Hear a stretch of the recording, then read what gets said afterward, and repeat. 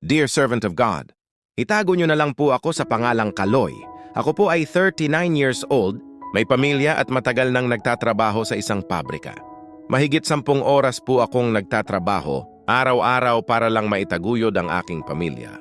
Ngunit sa kabila ng lahat ng pagod at sakripisyo ko, kulang pa rin po ang kinikita ko para sa pangangailangan namin.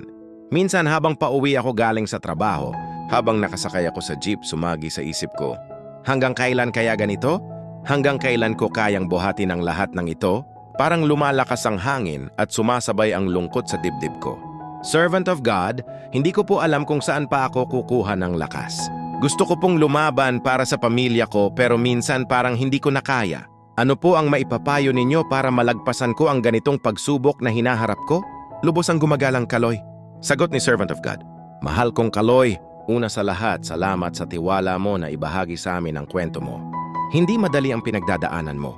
Sa bawat linya ng sulat mo, ramdam ko ang pagod at bigat na dinadala mo.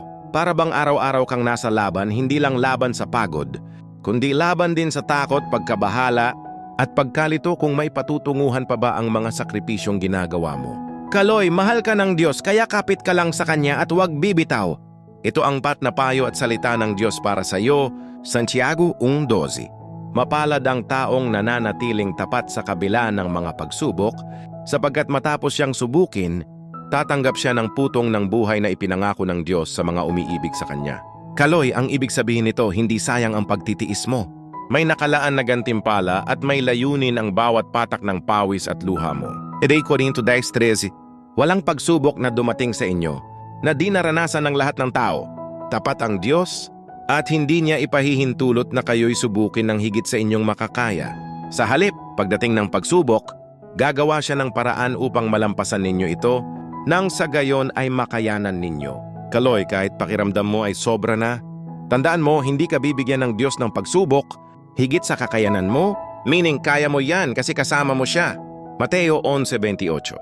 Lumapit kayo sa akin, kayong lahat na nahihirapan at nabibigatan sa inyong pasanin, at kayo'y bibigyan ko ng kapahingahan. Ito ang imbitasyon ni Jesus. Hindi mo kailangang magpanggap na malakas. Sinasabi niya, lumapit ka lang. 1 Pedro 2:7. Ilagay ninyo sa Kanya ang lahat ng inyong kabalisahan sapagkat Siya ay nagmamalasakit sa inyo. Kaloy, may Diyos na nagmamalasakit sa iyo at sa pamilya mo.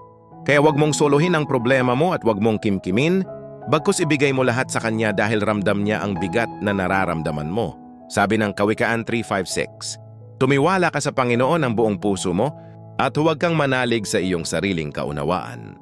Kilalanin mo siya sa lahat ng iyong mga lakad at kaniyang ituturo ang iyong mga landas. Pagpalain ka. Maraming salamat and God bless.